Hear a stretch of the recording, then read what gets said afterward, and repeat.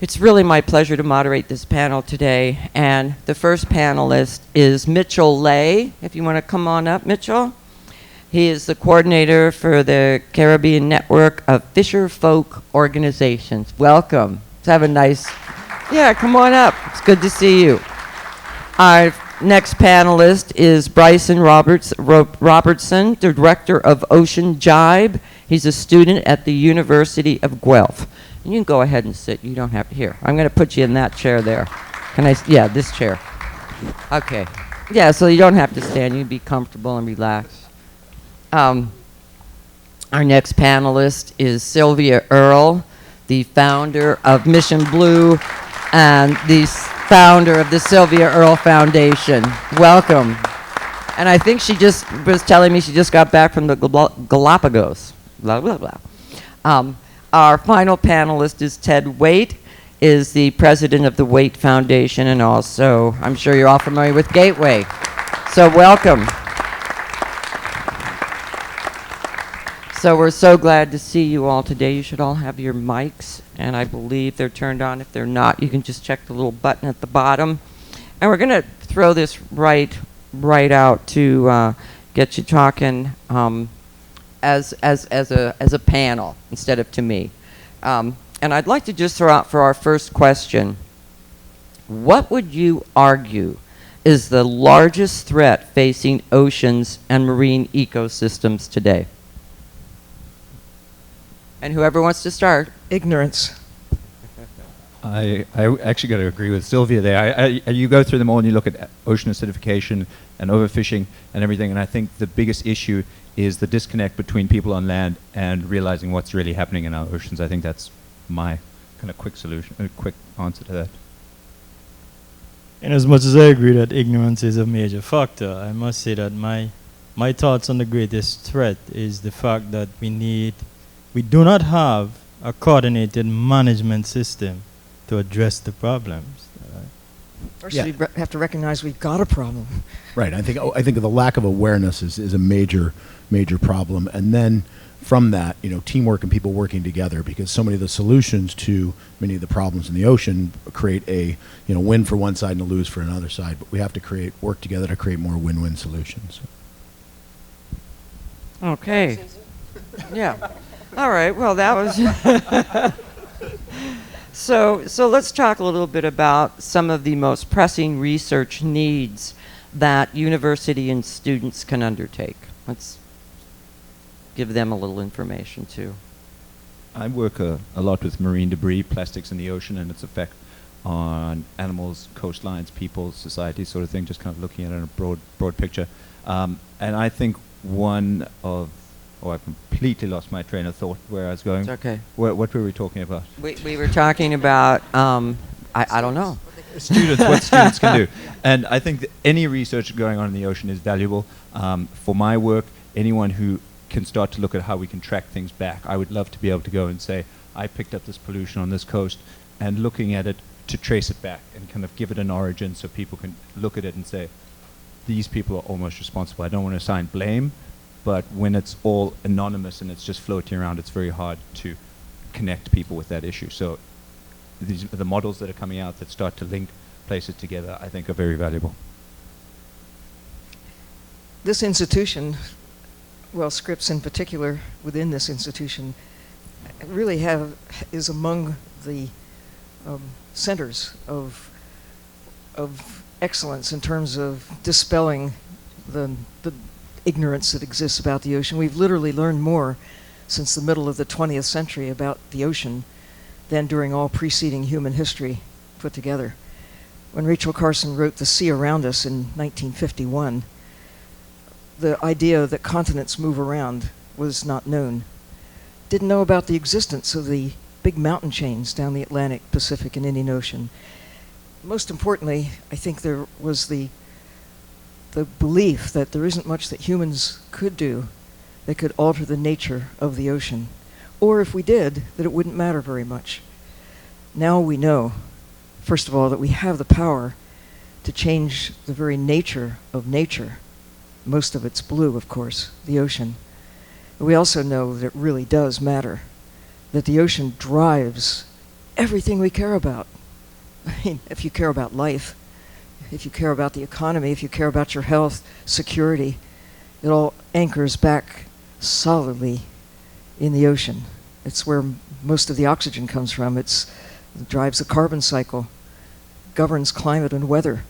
If you don't think that the ocean matters, think about Mars as a nice place to set up housekeeping. So what can you do? Continue that pathway of discovery, of learning, but don't keep the word to yourself. Communicate.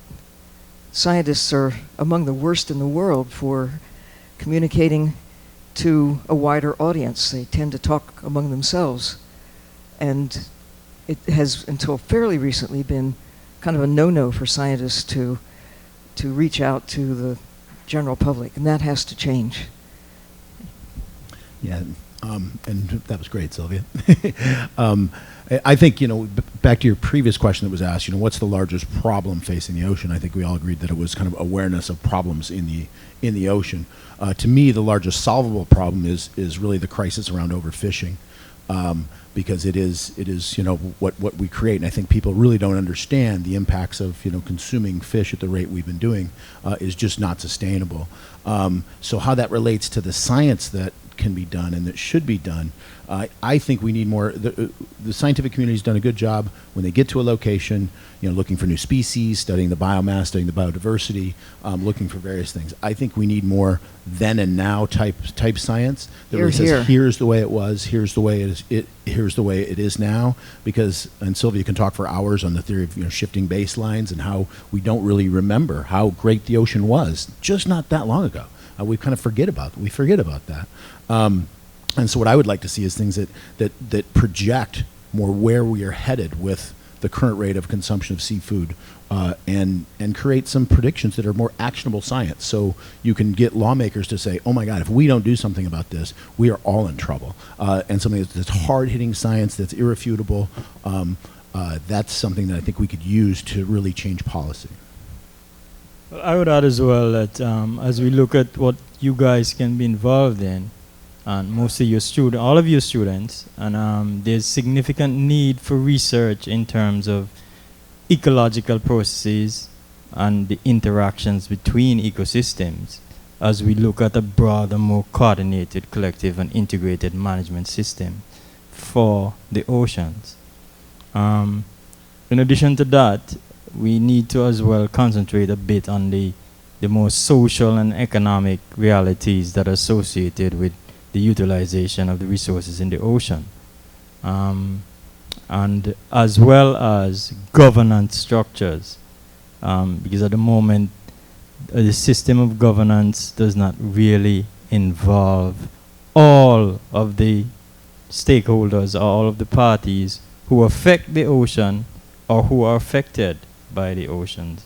So I think those are some real areas that need significant input, and you at your level, some of you can focus in those areas and make a meaningful difference to how we govern and how we treat the oceans and value its resources.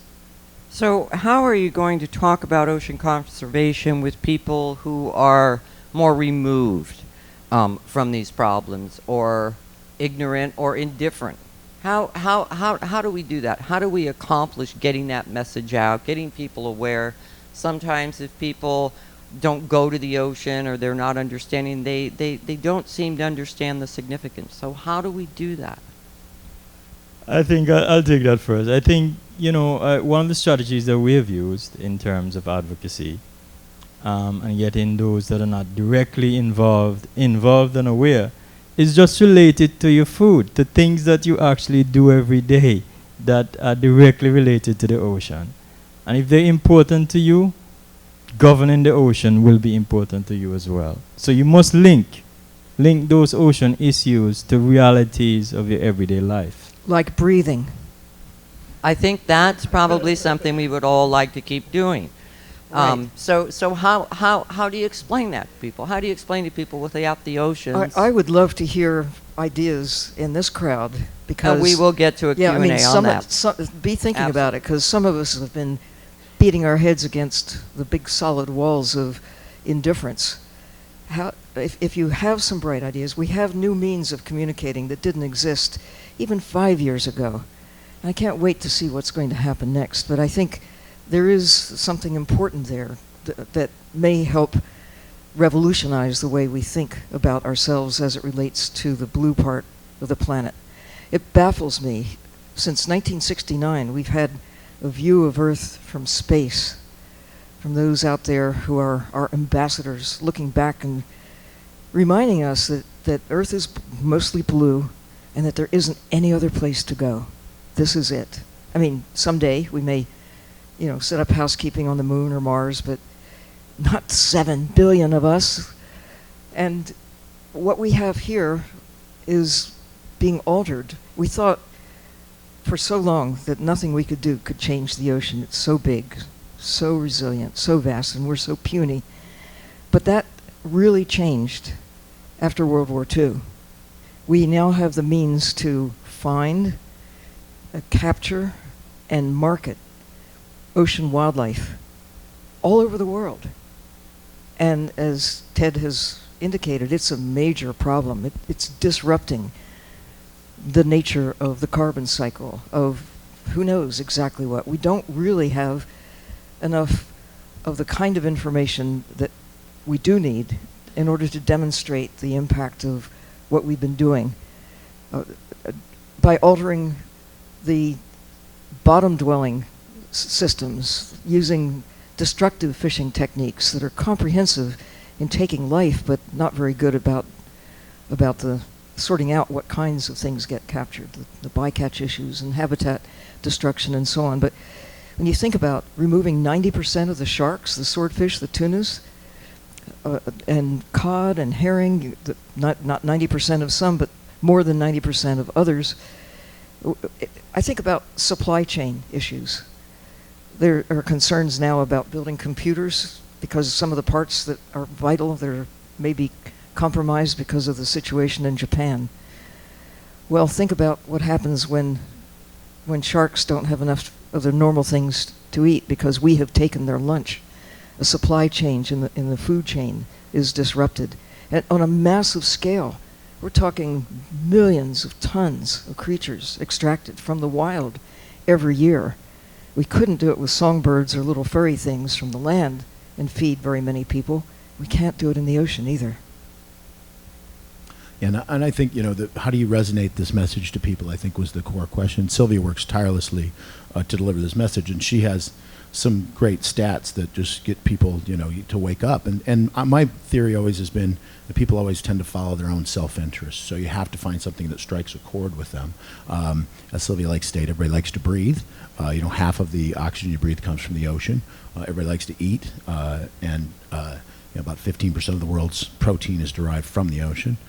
And we've eaten, as you said, about 80 to 90% of the large predator fish are gone and not coming back. And at current rates of seafood consumption, all major species of seafood will be in the point of irreversible decline by 2048, according to some studies. 90% gone already? How long before Yeah. we get rid of all of them? Do young women realize when they go out to sushi, go out for sushi? It's cool, it's hip, it's great. Everybody, I like sushi. A lot of people like sushi. It's fun. But do they realize if they want to have children, the impact of putting, eating tuna in the mercury on their system? That's very, very, very dangerous, very hazardous. In some The cases. fire retardant taste. Yes, Delicious. not to mention the impact of the plastics out there as well. There's just some things that people need to understand that we need to do a better job communicating. From my limited experience, I've always found the best way for us to communicate our message is, luckily we've got an interesting story. I can read scientific journals and I can understand them, but I fall asleep reading them too. But when we go out and we talk to schools, I come with a message. When we first start talking to people, I don't talk about plastics in the ocean. I talk about sailing. I talk about surfing. I talk about something that's hip and kind of cool that day, or something that's happened to kind of get that thin edge of the wedge, the foot in the door, to kind of break down barriers and start joking around and make it fun, and then kind of say, you know what, we all love these things. This is why we need to care about plastics and overfishing and such and so forth. Kind of don't come straight forward with a hard-hitting message, because people are inundated with that every day. We're scared of everything. kind of come in with a fun attitude towards it and show you can make a positive change as well. You toss out the bait and then you reel them in. Exactly, exactly. But And let me ask you something about that. I'm curious. There seems to be a lack of action unless people sense there's an immediate danger or some immediate pressure. There's an old saying that most people are one tragedy away from becoming an activist. And so I guess the question is for the entire panel, let's talk about one of the most recent tragedy, which was the BP oil spill last April. And all of a sudden there was an awareness spill? about, huh? Yeah. Well, that's that. I don't know if we could call it a spill. Oh, I know what you mean. A spewing, Seems to a have slipped away. vomiting, whatever we want to call it. But that did draw attention to the issue of offshore oil drilling. But it had kind of been in the background for a while. So let's talk a little bit about that. What has been, first of all, the impact from that spill? Because I'm not sure that most people understand how significant it was. Well, I can jump in again, I suppose. It would be nice if we had responded immediately with a scientific inquiry and could give some straight answers to straight questions. But it's certainly not good news for the Gulf of Mexico, for the ocean generally, or for us in particular, to have 5 million barrels of oil, who knows how much of the methane, and 2 million gallons of toxic dispersant supplied to one of the most productive bodies of water on the planet. And we should the lack of a real baseline is just unacceptable. That we should not have the capability in this country of readily mobilizing a system independently from the industry to go to 5,000 feet. It's only a mile. That's still the upper part of the ocean. The average depth is 2.5 miles, average depth. And yet we are really poorly equipped as a nation, as a civilization right now, to have access to the sea, to be able to give straight answers to that very straightforward question. We have airplanes that go high in the sky. We have thousands of ships on the surface, but our technical capability of actually accessing the sea is still really far behind the curve. This institution, the Scripps Institution, really has pioneered some of the best efforts that are really giving us what we have, but so much more needs to be done. Some more things for you to do, oh, by the way. But there is evidence when finally the Alvin from that other institution, Woods Hole Oceanographic Institution, on the other side of the country, mobilized the Alvin in December and finally got human observers along with a wonderful autonomous underwater vehicle known as the Sentry to essentially mow the lawn, go back and forth, back and forth, back and forth, gathering information around the vicinity of the wellhead of the spill, finding evidence of, as many, including myself, expected to find evidence of oil on the bottom. No, the oil did not just poof, go away. Some of it did go into the atmosphere, of course, some of it was recovered, but dispersants deployed at the wellhead did their job. They helped what probably the natural dispersing capability of hot oil coming out into cold water, much of it never did get to the surface. So where it is exactly, wouldn't we like to know? Shouldn't we have known from almost day one what the fate of the oil was? Should it be a wake-up call that we need better preparation for, inevitably there will be events that will need such technologies in the future? And so it's not only going to have an effect where the spill occurred, but it's going to have an effect all over. So Mitchell, let me ask you, talk a little bit about, throughout your career and fishing, what you've seen, what you've experienced. What have you seen as far as pollution or impacts that maybe people aren't aware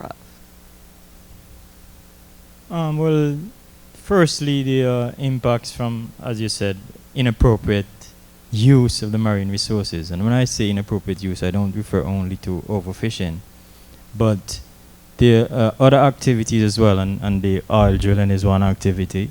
There are land-based activities that contribute to marine pollution, oceans degradations, and also contribute to community modification, which is something that BP oil spill has done significantly to the Gulf of Mexico, changes the communities in the ocean. So we see some of that happening because there's a lot of coastal development, particularly in the Caribbean, for the tourism sector, which is a main driver, particularly of the economy of Antigua and Barbuda, where I'm from, tourism.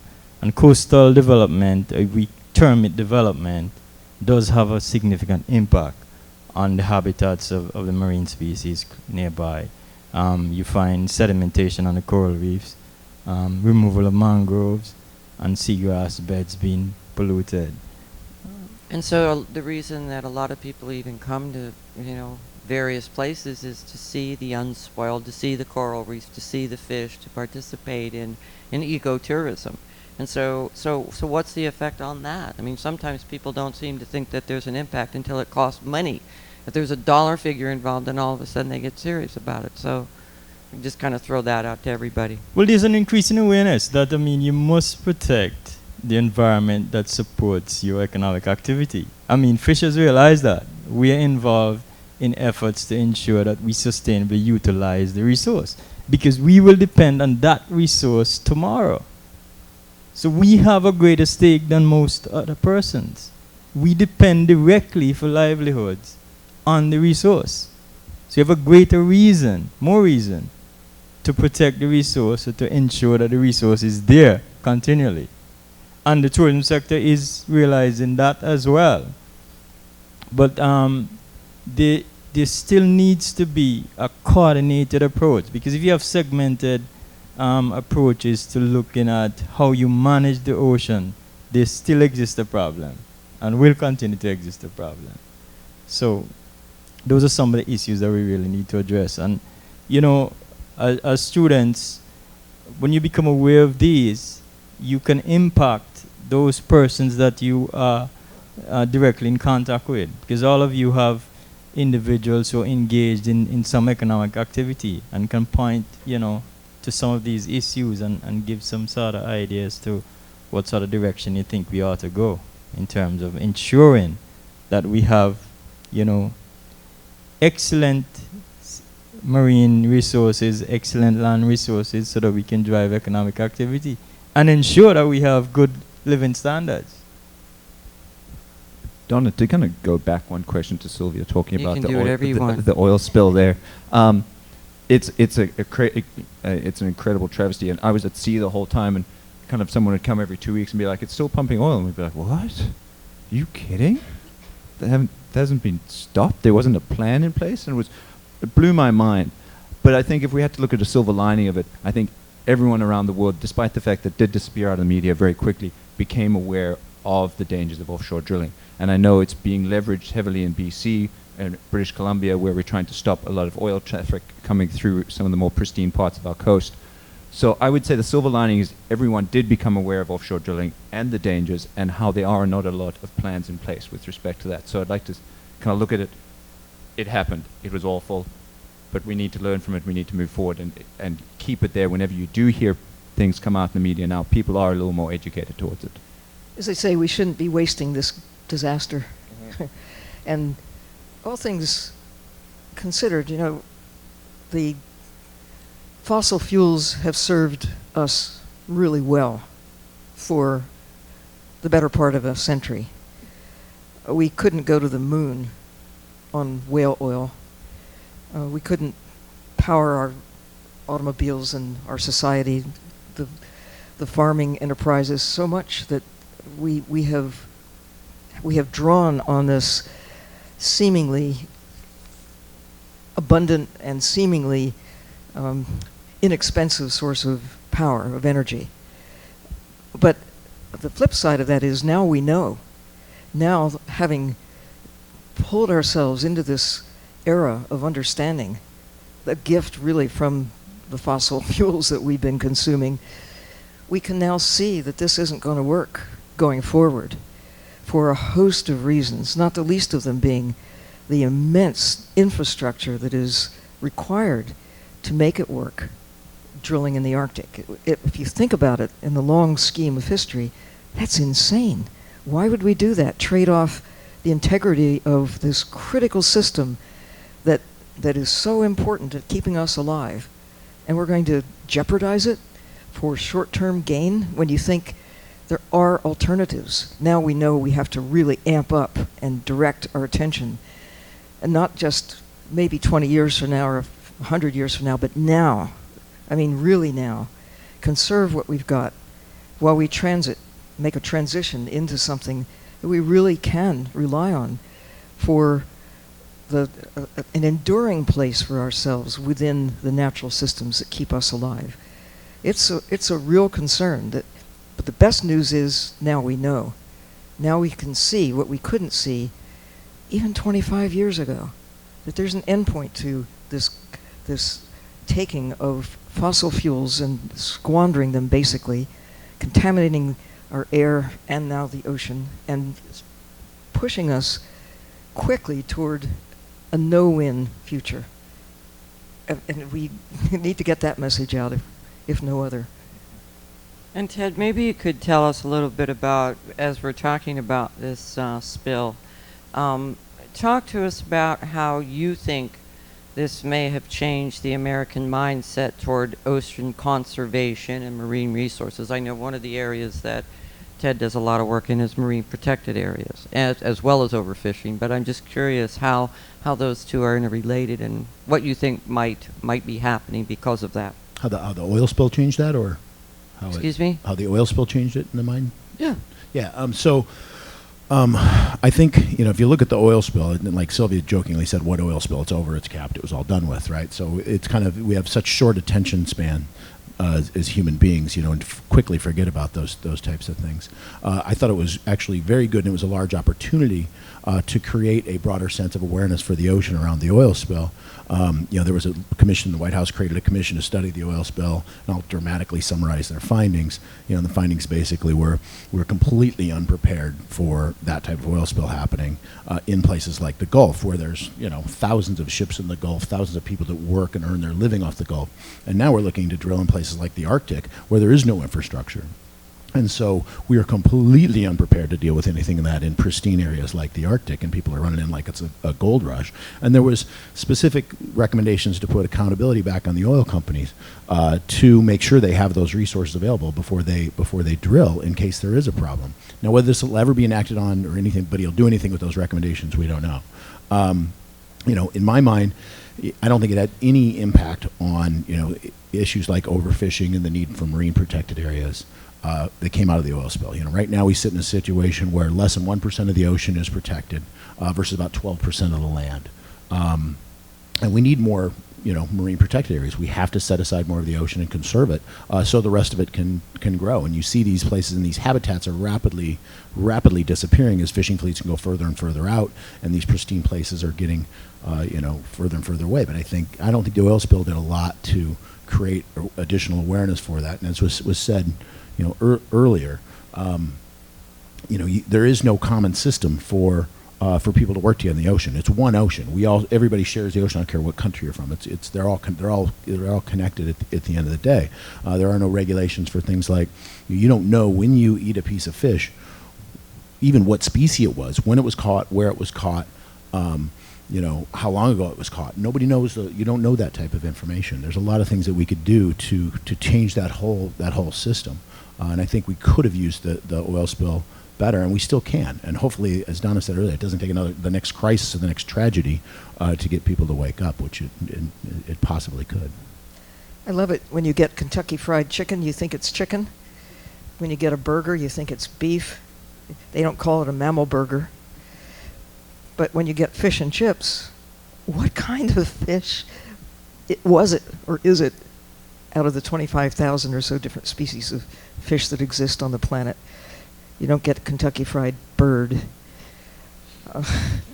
Maybe you do, I don't know. I think there is one area that may emerge from the spill that will serve protected areas, and that is There are a lot of questions being raised about how do you restore the Gulf to a better state of health. A lot of attention is focused on the people, as naturally it should be, especially those who live close to the shore, the fishermen, the hotel owners, the property owners, whoever they are. But there is a growing voice saying, well, what about the Gulf of Mexico? How do we give back to the Gulf? How do you restore the Gulf of Mexico? And one clear way is to identify those critical areas, such as where the bluefin tuna spawn, and really protect that.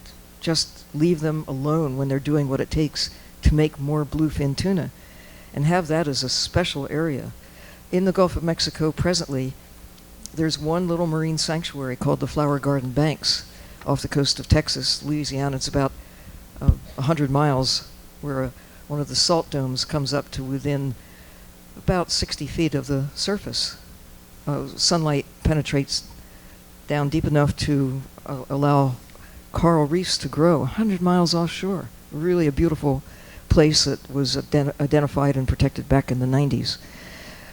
But there needs to be, if there is to be a healthy Gulf, for whatever reason you love the Gulf of Mexico, whether you want to have a few fish or shrimp or oysters to take, or whether you want to have a nice clean beach or a prosperous place that generates oxygen that everybody breathes, a resilient system that can more readily cope with what flows down from the Mississippi and elsewhere. Having big, broad areas that you say, we respect the integrity of this system, and we're going to leave it alone to sort of give back to the natural systems that provide the wealth and health and all the rest that we have always heretofore taken for granted. I think both Mitchell and Ted have touched upon accountability, and I think that's really, the international oceans and international waters are hugely regulated. They definitely could use a huge amount more. But without some sort of formal enforcement of that, people are going to continue to just ignore a lot of the rules. And I think that's where one of possible solutions for our oceans is making people on land accountable for things that happen in the ocean, because it hasn't really worked so much making them accountable in the ocean. It's making them accountable on land. Mitchell's accountable because he is a fisherman. He knows that that's his resource. That's the way he makes his living. Ted talked about the oil companies. In my instance, it's plastics manufacturers, people who use plastics, make sure that those have to come back, make them accountable for what they're creating. Because in a way, the oceans are the garbage dump of the world. Just because it's out there and it's disconnected from us and we don't look at it, even if you do look at it each day, we can see to the horizon, which is, even up on the cliffs here, it's probably not more than 25 miles. And you look at 19,000 miles of ocean and you're just like, the connect isn't there for people. We have better ways now of showing those connections, though. I love Google Earth and the ocean now that exists in Google Earth.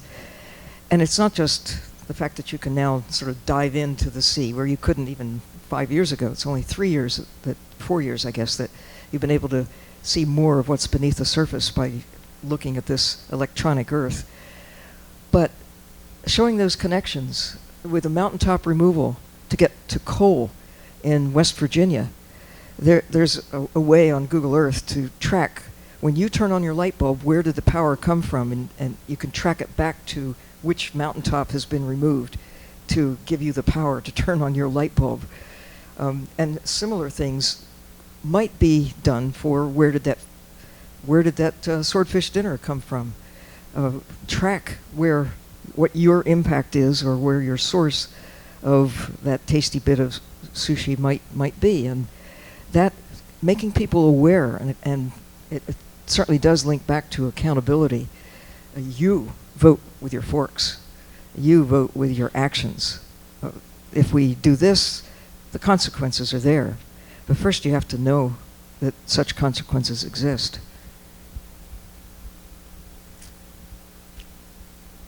What else? Okay, well, we're just about out of the this particular part of the program, and I think it's probably a good time to turn it over to a Q&A session with the audience, because I know. Okay, that's what I like. People are awake. I'm happy. That's good. So there's folks that will be coming around with a microphone, I believe. Okay. Yeah. Okay. Why don't we start with you, sir? And you can just tell us your name if you want, or not. Sure. Hello. Can everybody hear me? Yes. Awesome. My name is Mert. I come from Northwestern University. Awesome campus, San Diego. I love this place. Yay. Made me is. question why I went to Chicago in the first place. But my question is, I guess, for this post-oil, post-plastic, post-excessive fishing world, I think what stands in between that and now, I completely understand the awareness argument that I had no idea that sharks were crucial to the ecosystem until I watched a documentary about sharks, and it was awesome. I think it was Shark Watch or something. It was awesome. The awareness, it gets into place, but I actually am really curious about, when I read the article about BP posting a profitable quarter in end of 2010, I was flabbergasted. I thought that company was done for, and yet they were profitable. Like, to me, that's bigger than the awareness problem. There are people in these companies, whether they do hunting whales, whether they're producing plastic bottles, or whether they're oil companies, there are people whose lives and their economic prosperity depends on us not knowing. It depends on them keeping doing their bad practices. Now, I love it that we're all motivational and really ecstatic about, hey, we have to do something, this is for the future, and that's awesome. But realistically, our competition is making a living off of it. And yet our efforts are mostly in foundations and universities who are pushing this through an informational stage and not an economic stage. I admire your passion. I wish we could bottle it. My question, though, is, do you have a question for the panel? Yeah, what is your question? Because I could feel it. It was like so close to the surface. I knew you were. Who is the economic competitor of Who? those evil corporations? So who is the economic competitor of the evil corporations? Okay, I like that question. So let's throw it. Who wants to start with that one? I think I saw Ted. Come put on, his hand Ted. up. I Ted, knew I was going to get he's that one since I of was the- also he- a business yeah. guy too. So, and part of the problem, the corporations, for the BP, the oil spill, it was a rounding error, and from the beginning, they were put in the position to basically cover up their own mess, and that was their that was their biggest priority. And you can never let a corporation do that, because their first loyalty is to their shareholders and to their bottom line. That's what they're going to do. That's their nature, and that's what they're there for. I'm not a huge fan of big government intervention, but in these cases, you have to have it. But then at the end of the day, those plastic bottles. Why do plastic bottles? And I've been to the remote places that he's been to. You see these islands where there's no people and covered with plastic bottles. Why should these continue to exist? Well, because they're cheaper. That's what, if you want to put, and I've looked to put a bottle of water, put it in an aluminum can, it costs 75 cents. A plastic bottle costs 8 cents. As consumers, we want cheaper. We want to put gas in our cars. We all drive. Everybody went out there and bought gas at some point. At some point recently, So are we sort of fighting consumers. ourselves? We aren't paying the real cost. Yeah. So, but we have to understand that cost. And I think if there ever was an issue that could bring both sides of the together, Republicans and Democrats, capitalists and environmentalists, it is the ocean, because it's one ocean. It brings together economic security, because the politicians these days are looking. The number one issue is job creation, job security, and the economy. That's what people are mostly concerned about. So you're doing something against a corporation. If it's going to lose a job, whether it be a fishing job or another job, it's going to be very controversial, and people aren't going to get behind that. We have food security. Food security is going to be a huge issue now, and it's going to be a bigger issue in the future. That should be something that brings both sides together for some good issues. Homeland security and defense security. Right now, fishing boats are held to a different standard when they come to a port. They aren't inspected the same way as other boats. They don't have to report every place that they've been, even though they've been in marine protected areas. So there's some ways where we can put in some really good legislation by working together on both sides to hold corporate people accountable and to do things that are right for consumers, that also create jobs through tracking systems, through new technology that can track where the fish came from, track where every boat has been. There's other ways to slice this that keep everybody happy, but it takes working together. And charge for the real cost of a plastic cup. Right. Or And plastic can we bottle. It's not I'm going 8 to cents. It throw it should be- open to another question. Yeah, Yes, more. gentleman in the back there. Two things really quick. I want to bring a little hope to this meeting because I'm actually here. The last few years I've been banning bottled water. At Seattle University I banned it last year, and now I work through Corporate Accountability International doing it on a national level at universities. And this year alone there have been 6 more universities who banned it, and these are very close issues. So there is hope with that. I just want to bring up that. But my question to you is, I know that 1/3 of all people in the world rely on fish as a staple diet. And most of those people are from developing countries and are most vulnerable to climate change and these environmental issues. And so I want to know, what do you think that we can do in the near future to assure that these people that are so vulnerable will be okay in the near future? First of all, be careful about those statistics. I've had a hard time trying to track down the validity of how many people in the world are dependent on ocean life for their primary source of protein. If you take it as a given, without digging back to see how valid it is, they're in real trouble, because look at the trends. If 90% of many of these creatures that we take from the sea are already gone in 50 years, how many years before they'll be basically not a source for anybody for any reason? Now, I like my fish alive. I consider them components of my life support system. And to see them dead on a plate, to me, is a misuse of something more valuable swimming in the ocean, keeping the ocean as a viable place. There are alternatives for obtaining large quantities of protein, if that's the goal. Actually, probably the biggest problem in terms of what we're taking out of the sea now has nothing to do with feeding a lot of people. It's feeding a luxury taste for shark fin soup, for tuna, for sushi, for things that we can do without. We did throughout most of the history of humankind. The coastal communities that are relying are feeding their families, they're feeding their communities. That's very different. And they, too, are suffering from the large-scale industrial extraction of ocean wildlife and the large-scale destructive means. I mean, long lines that are 50, 60, 70 miles long with baited hooks every few feet. The bait alone, squid or relatively small fish that aren't quite as marketable as the tuna and swordfish or sharks that are targeted. I mean, you could feed a country with the bait, and we're destroying the integrity of systems just catching the bait.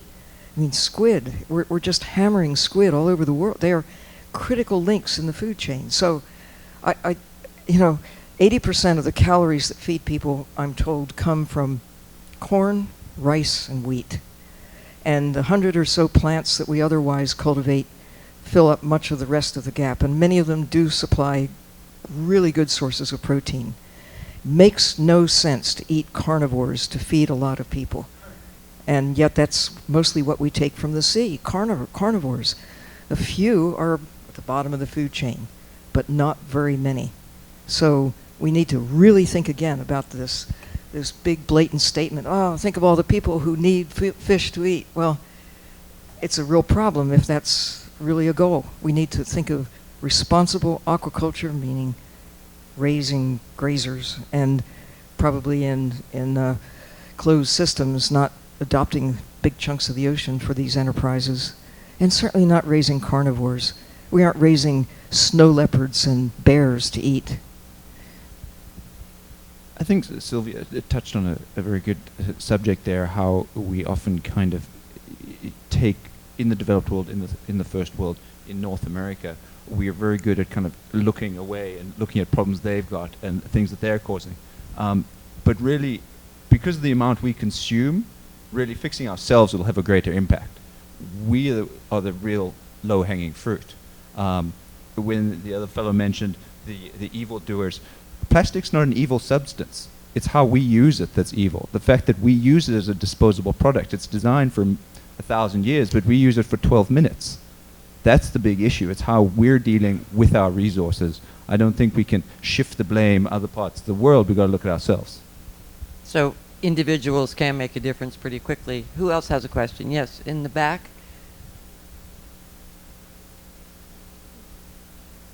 Hi, I was just wondering, is there a way for us as consumers to purchase seafood that has been extracted from the seas and the oceans in a way that is sustainable, sort of in the way that people seek out that cage-free label on eggs and like grass-fed beef? Yes, there are moves in the international community to regulate the trade in seafood products, and one of the initiatives is to have countries have proper management systems that ensure that you use certain approaches that contributes towards sustainable use. And one of these is advocated by the FAO, and it's called the precautionary approach. And the management system involves such things as MPAs, licensing regimes, and things like that. So a country which has a fairly good management system and practices would readily be able to export and have that sort of a... There are moves to certify as well currently within the current world trading arrangements. Yeah, there are some certification protocols that, and some of those have come under question recently for how they do their certification. Monterey Bay Aquarium has a leaflet that they put out that lists sustainable seafood, and I think it's either red, yellow, or green. Red, don't eat it at all. Yellow, it has some problems, and green, it's sustainable. My favorite one is there's a text messaging service called Fishphone. You text the word fish to 30644. Followed by the name of the fish. So when you're at a restaurant and something is on the menu and you see that and you're with a bunch of people, say, oh, let's text this to the fish phone service, and it'll come back immediately and give you an answer. Again, the data's not always 100% perfect. Sylvia might argue with some of it, but it's better than nothing. So I think these are all moves in the right direction, but they're not really moving fast enough and comprehensively enough to solve the problem. It really does. There is an opportunity for individuals to find out for yourself, where did this fish come from? I mean, you should want to know. If you were being served a slab of snow leopard, I mean, seriously, wouldn't you want to know, where did it come from? These are wild animals. They're top of the food chain. To make a pound of tuna may take thousands of pounds of plants at the end of a long and twisty food chain. And they aren't just a year in production. Very few of the fish that we take from the wild take a year to go from egg to your plate. Whereas look at a chicken, it's less than a year, it's a few months. Or a cow is a year, maybe two. But a tuna, bluefins take about 6 years to mature. If you leave them alone, they can be 30 years old at least. An orange roughy, get this, can be 2 centuries old. It's a little fish that sits on your plate that has been extracted from 2,000 feet beneath the surface. It takes 30 years to mature one of them. They're fellow vertebrates. Wouldn't you like to know what it takes to live for 200 years? Here are these little fish that have much in common with us as fellow vertebrates. And yet all we think about is lemon slices and butter, or maybe a little garlic on the side. To make a cow, it's about 20 pounds of plants. Get one of these big halibut that's been cruising around on the bottom of the ocean for 10 years or so.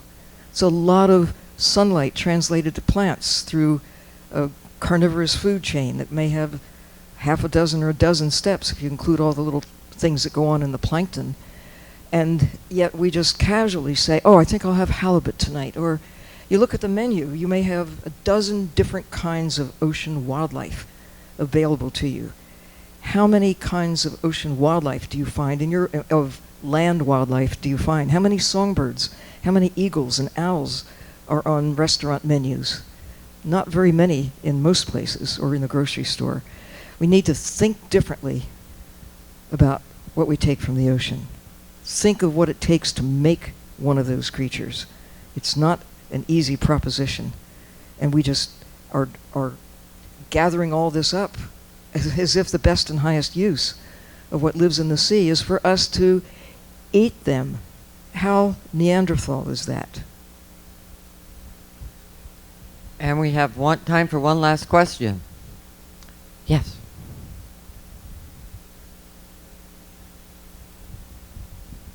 Hi. My name's Dan. I go to school in Temple University. Can you And- just put that up? Oh, There you sorry. go. Talk I go to real school close at to it. Temple University in Philadelphia, and I just got a research grant from my university to look into marine spatial planning, which is basically zoning of oceans and coastal regions for the variety of uses that happen there. So I was just wondering, what is the potential for marine spatial planning to address some of the problems that we've been talking about today? Yeah, do you want to take Yeah, it or you? take it. Yeah, you I'll first. start. And Jump you in. can, you can Yeah. go clean up. I think the potential is tremendous for marine spatial planning. We really have to do it because it is the right way, as was said before, to bring all stakeholders into the place. Say, look, we're not going to fish here, but we can fish here. We're not going to do this here. We're not going to do that. It's an essential part to really get local communities as you go around the world to take ownership of their own marine resources. I think it's not the only answer. I also think we need some great big, very, very large marine protected areas in the ocean and the high seas and in different spots to complement that. But in highly populated areas, I think it's going to be a critical part of the solution. And the key to that is really working through the process to get all the stakeholders to buy into it, to really understand the long-term impacts, and to implement a program of marine spatial planning around the world. And realize that probably the stakeholders we really have to consider are those that aren't born yet, that we're making decisions for the future. I mean, seriously, we have options that are open to us now that we're going to be closing unless we do something now. If you think differently about the sea as primarily our life support system, think of it as the blue heart of the planet, and then ask, how much of your heart do you want to protect? Yes, spatial planning. Maybe we can give up, the left ventricle or something. You can surrender some for intensive use, but mostly we have to think about how do we maintain the integrity of this massive living system that largely keeps us alive. And when you look at marine spatial planning, there's some issues that come out in terms of the resource management. And what is recognized is that political boundaries are very different to ecological boundaries. And those are some of the issues that you really have to deal with when you look at, spatial planning and issues like those. All right. Well, we'll end it on that for the Q&A section.